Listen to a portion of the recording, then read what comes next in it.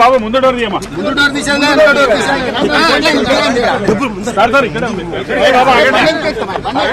ఏ basis మీద arrange చేస్తారు? First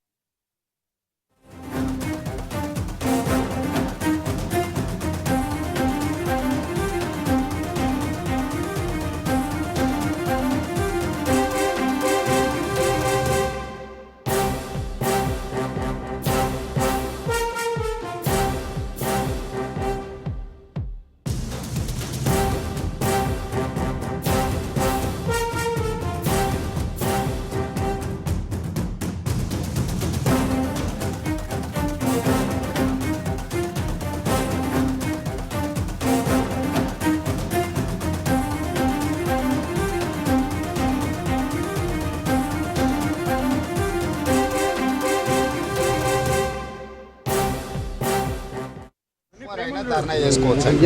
ఒకవేళ మీ కమిషనర్ గారికి మీ ముఖ్యమంత్రి గారికి తెలియకపోతే అమెరికాలో వైట్ హౌస్ ఉందా, వైట్ హౌస్ ఎదురుగా కూడా ఎవరైనా వచ్చి కూర్చొని నిరసన తెలిపొచ్చు. ప్రెసిడెంట్ ఆఫ్ అమెరికా ఇంటి ఎదురుగానే మనిషి ఎవరైనా కూర్చొని నిరసన తెలిపొచ్చు. రేవంత్ ను బలవంతంగా అదుపులోకి తీసుకున్నారు పోలీసులు. అరెస్టుకు ముందు పోలీసులతో రేవంత్ వాగ్వాదానికి దిగారు. రేవంత్ ను బలవంతంగా అదుపులోకి తీసుకున్నారు పోలీసులు. అంజయ్య పార్క్ ఉన్న కాడ ధర్నా ఉండేది. సెక్రటేరియట్ ప్రాబ్లం అవుతుందని చెప్పి దాని ఇంద్ర పార్క్ దగ్గర పక్కకి ధర్నా చౌక్ అని దాని పేరు పెట్టిందే ధర్నా చౌక్. అంటే ఎవరైనా ఏం అభ్యంతరం ఉన్నా అక్కడ పోయి ధర్నా చేసుకోవడానికి స్థలం కేటాయించింది. అక్కడ ఎవరు ధర్నా చేసినా ప్రభుత్వానికి సంబంధించిన ఇంటెలిజెన్స్ అధికారులు రాసుకొని రేవంత్ ను బలవంతంగా పోలీసులు అదుపులోకి తీసుకున్నారు. అరెస్టుకు ముందు పోలీసులతో రేవంత్ వాగ్వాదానికి దిగారు. రేవంత్ ను బలవంతంగా పోలీసులు అదుపులోకి తీసుకున్నారు.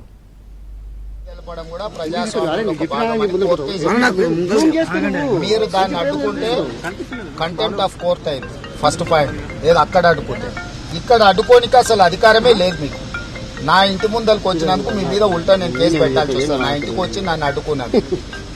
మీకు ధర్నా చౌక్ లో పర్మిషన్ ధర్నాకి ఇవ్వలేదు అనుకుంటే అక్కడ ఎవరైనా ధర్నా చేస్తే అక్కడ కస్టడీలోకి తీసుకోవాలి.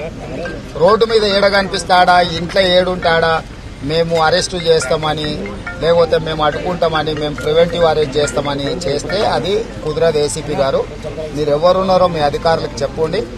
ధర్నా చౌక్ లో మీకు ఏమైనా అభ్యంతరం ఉంటే అక్కడికి వచ్చినప్పుడు అక్కడ మీకు ఏం కావాలో అక్కడ చేసుకోండి.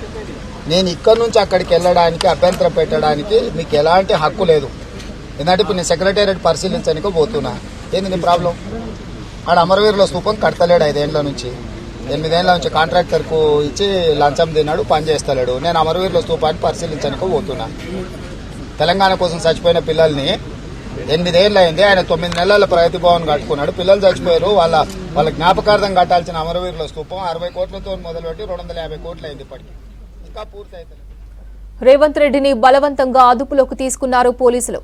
అంతకుముందు పోలీసులతో వాగ్వాదానికి దిగారు. తనను బయటకు వెళ్లకుండా ఆపడానికి ఏం హక్కు ఉందని ప్రశ్నించారు. హైదరాబాద్ లో సగం తన పార్లమెంట్ నియోజకవర్గ పరిధిలో ఉందని, ఎంపీగా తాను ఎక్కడికైనా వెళ్లొచ్చన్నారు. సర్పంచుల ఖాతాల్లోని 35,000 కోట్లు సర్కార్ దోచుకుందన్నారు. సర్కార్పై దొంగతనం కేసు పెట్టాలన్నారు రేవంత్. నేను ఎటుపోతా అనేది నీకు అనవసరం. నీకు చెప్పి చేయాల్సిన జాబ్ నేనేమన్నా సబార్డినేట్ రూల్స్ యూనిఫార్మ్డ్ ఫోర్స్ నా నేను? ఇప్పుడు మీరు మీ డీసీపీకి మీరు రిపోర్ట్ చేయాలి. ఏడికెళ్తున్నా ఏడిపోతున్నాను. నేను కేసీఆర్ సబార్డినేట్ కాదు. కేసీఆర్ ఎట్లనో నేను కూడా అట్లనే. మేము ఎలక్టెడ్ రిప్రజెంటేటివ్. నా కాన్స్టిట్యున్సీ మొత్తం సగం హైదరాబాద్.